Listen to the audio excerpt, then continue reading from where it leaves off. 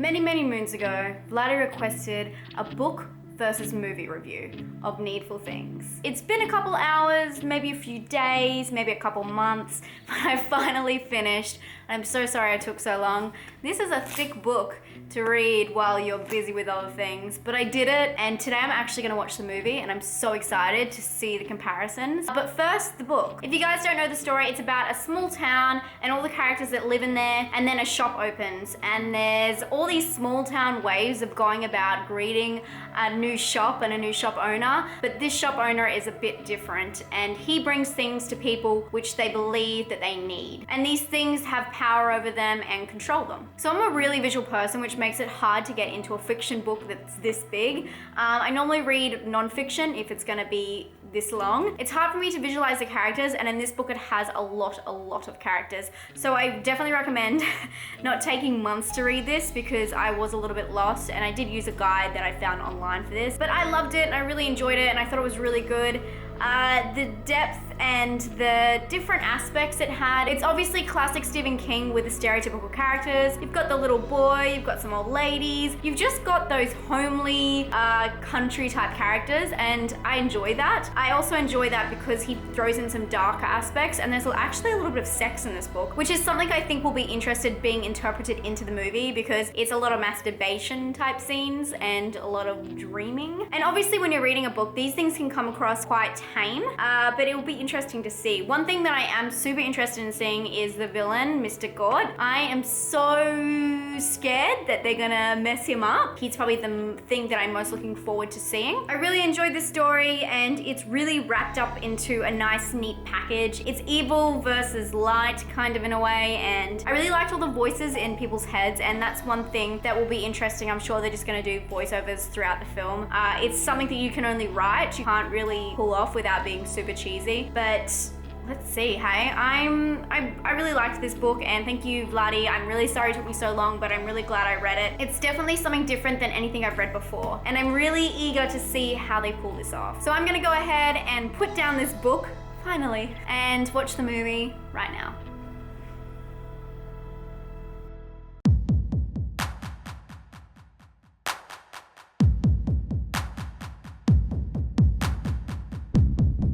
I want to say is you can't expect a movie script to be the book. It's going to be different regardless, and I know a lot of people get pissed off because things change, but it's a lot easier to write what characters are thinking and imagine up different kind of experiences than it is to shoot them. In saying that, here is my negatives, and I'll get on to my positives. They didn't take their time and show the obsession between the objects and the people, and I think that's the most important part of the book. It's called Needful Things. It's because these people feel like they need objects, and they didn't show the relationships between the objects and them. They talked about it briefly, but they kind of scurried through it, and I felt like his experience with the baseball card was meant to be this kind of slow burn. It was meant to kind of reveal that this guy had this object and how strange it was, but the fact that he went around the corner, he asked him what he wanted most, and then he went around the corner and he just brought back the baseball card that had an autograph to him on it. I thought it was all just a bit too clean cut, and it would have been nice if there was a little reveal in there and it was kind of like a slow burn. But in saying that, it is a lot to fit into a movie, and it was 2 hours long, and it was action-packed the whole time. So I can understand why they didn't, but I thought that is the most important aspect of the movie. Speaking of tension building, it was very strange to see Mr. Gaunt's hold over people. You didn't really see that connection between him intimidating people and getting into people's heads. They didn't show that. And for the boy to go from hearing from him once, doing a trick, and then hearing from him twice, doing another trick, and then wanting to commit suicide is a bit far-fetched for me. It would have been nice to see, obviously, the passion for the object and the need and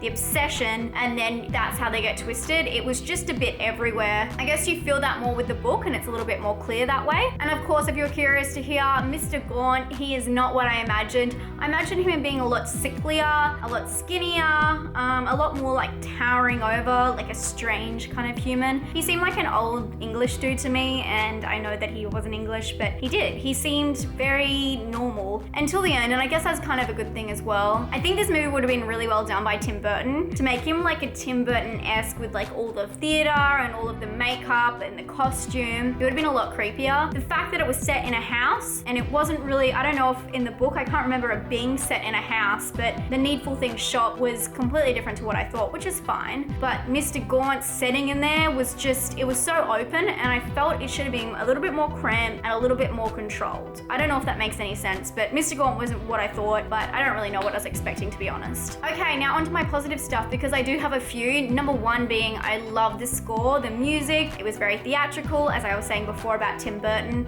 It brings in that kind of style, which I like the Danny Elfman kind of score in the background. I love that kind of thing. I love older movies because of that, and I think that was really special. And another thing I thought they did really well was the sexual stuff. They brought in different sex stuff than the masturbation scenes, which is in the book. They brought in this kind of aggressive part with Mr. Gaunt, and it was pretty intense, and it showed how threatening he was, and I think that was really well done. Obviously don't condone that behavior, but I thought it was really good to show his creepy and powerful and just threatening side. Another thing you could take either good or bad is I do think it was more brutal than the book, and the scene that really shook me, spoilers obviously in this review, is the Danforth killing his wife scene. It was brutal, it was a lot. I guess with him, it did show more of his obsession with the object, but it would have been good to see the other characters like that because it just makes it so much more brutal.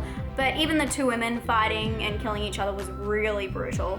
So I think that was pretty cool. Also, in saying that, I do think that the ending in the movie was a lot better. I thought that the way they did it was a lot more dramatic and a lot more, kind of wrapped up, and it comes around and has a really good conclusion. I didn't really like in the book how he kind of flew off with his horse and chariot or whatever the hell it was. I liked in the movie how he just disappeared in the car and it was all very back to normal. Overall, the movie was pretty good.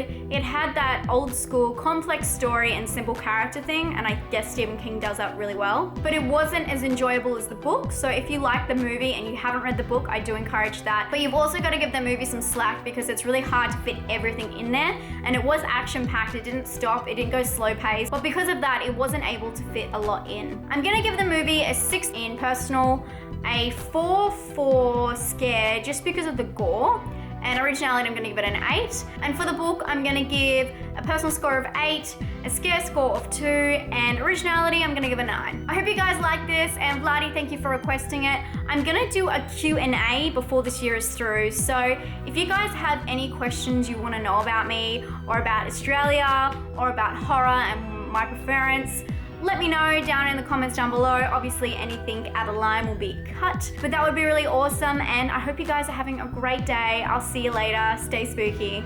Bye.